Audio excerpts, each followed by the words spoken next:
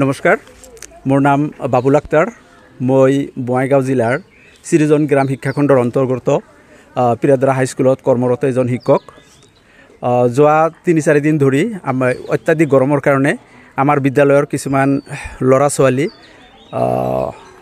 অজ্ঞান হৈ যায়, যাক চেঞ্চলেছ হৈ যায় আৰু পেটৰ বিষ, যাৰ কাৰণে আমি প্ৰতিদিনেই প্ৰায় এজন বা দুজন ল'ৰা বা ছোৱালীক আমি এম্বুলেন্সৰ সহায়ত হস্পিটেললৈ পঠাব লগা হৈছে।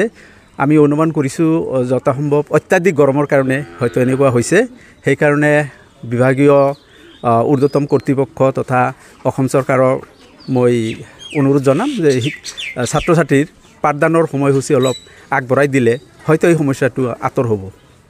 মই শাহজাহান আলী, পিৰাদৰা হাইস্কুলৰ বিজ্ঞান শিক্ষক। আজি পঞ্চম পিৰিয়ডত নৱমমান শ্ৰেণীৰ এজনী ছাত্ৰী নাম আমিনা খাতুন অত্যাধিক গৰমৰ কাৰণে চেঞ্চলেছ হৈ যায়। লগে লগে এম্বুলেন্স কল কৰা হয় আৰু অভয়পুৰী চিকিৎসালয় পঠোৱা হৈছে। এনেদৰে প্ৰতিদিনে অতিমাত্ৰা গৰমৰ কাৰণে ছাত্ৰ ছাত্ৰীৰ শিক্ষাৰ ক্ষেত্ৰত বহুত অসুবিধাৰ সৃষ্টি হৈছে।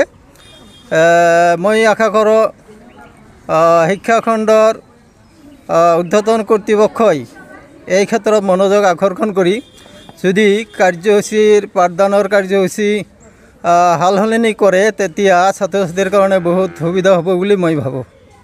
নমস্কাৰ, মোৰ নাম জেইফা খাতুন। মই 10মান শ্ৰেণীত অধ্যয়ন কৰি আছোঁ।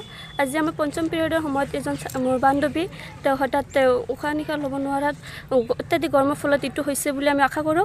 আৰু আমাৰ ছাৰ বাইদেউসকলে তেওঁক ইতিমধ্যে এম্বুলেন্সৰ সহায়ত অভয়পুৰীত থকা চিকিৎসালয়ত পঠাইছে। আৰু এইটো যদি আমাক পঢ়া শুনাৰ সময়টো অলপ ভাল সলনি কৰি দিয়ে তেনেহ'লে আমি অত্যন্ত সফল। নমস্কাৰ, মোৰ নাম বাবুল আক্তাৰ।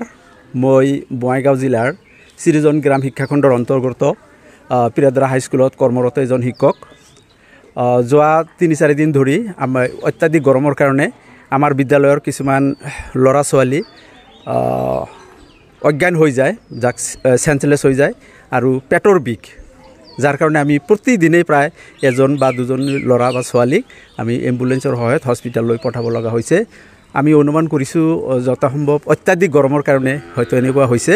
সেইকাৰণে বিভাগীয় ঊৰ্ধ্বতম কৰ্তৃপক্ষ তথা অসম চৰকাৰক মই অনুৰোধ জনাম যে ছাত্ৰ ছাত্ৰীৰ পাঠদানৰ সময়সূচী অলপ আগবঢ়াই দিলে হয়তো এই সমস্যাটো আঁতৰ হ'ব। মই শাহজাহান আলী, পিৰাদৰা হাইস্কুলৰ বিজ্ঞান শিক্ষক। আজি পঞ্চম পিৰিয়ডত নৱমমান শ্ৰেণীৰ এজনী ছাত্ৰী নাম আমিনা খাতুন অত্যাধিক গৰমৰ কাৰণে চেঞ্চলেছ হৈ যায়। লগে লগে এম্বুলেন্স কল কৰা হয় আৰু অভয়পুৰী চিকিৎসালয় পঠোৱা হৈছে। এনেদৰে প্ৰতিদিনে অতিমাত্ৰা গৰমৰ কাৰণে ছাত্ৰ ছাত্ৰীৰ শিক্ষাৰ ক্ষেত্ৰত বহুত অসুবিধাৰ সৃষ্টি হৈছে। মই আশা কৰোঁ শিক্ষাখণ্ডৰ ঊৰ্ধ্বতন কৰ্তৃপক্ষই এই ক্ষেত্ৰত মনোযোগ আকৰ্ষণ কৰি যদি পাঠদানৰ কাৰ্যসূচী হাল সলনি কৰে তেতিয়া ছাত্ৰ ছাত্ৰীৰ কাৰণে বহুত সুবিধা হ'ব বুলি মই ভাবোঁ। নমস্কাৰ, মোৰ নাম জেইফা খাতুন। মই 10মান শ্ৰেণীত অধ্যয়ন কৰি আছোঁ। আজি আমাৰ পঞ্চম পিৰিয়ডৰ সময়ত এজন মোৰ বান্ধৱী তেওঁ হঠাৎ উশাহ নিশাহ ল'ব নোৱাৰাত অত্যাধিক গৰমৰ ফলত এইটো হৈছে বুলি আমি আশা কৰোঁ। আৰু আমাৰ ছাৰ বাইদেউসকলে তেওঁক ইতিমধ্যে এম্বুলেন্সৰ সহায়ত অভয়পুৰীত থকা চিকিৎসালয়ত পঠাইছে। আৰু এইটো যদি আমাক পঢ়া শুনাৰ সময়টো অলপ ভাল সলনি কৰি দিয়ে তেনেহ'লে আমি অত্যন্ত সফল। মোৰ লখিমী কেইজনীয়ে ইমান বেছিকৈ গাখীৰ দিয়ে, মনটো একেবাৰে ভাল লাগি যায়। বিয়মৰ দানা খোৱাৰ পৰা মই বেছিকৈ লাভৱান হৈছোঁ। আপোনালোকেও বিয়মৰ দানা খুৱাওক আৰু এইটো বেছিকৈ লাভ কৰক।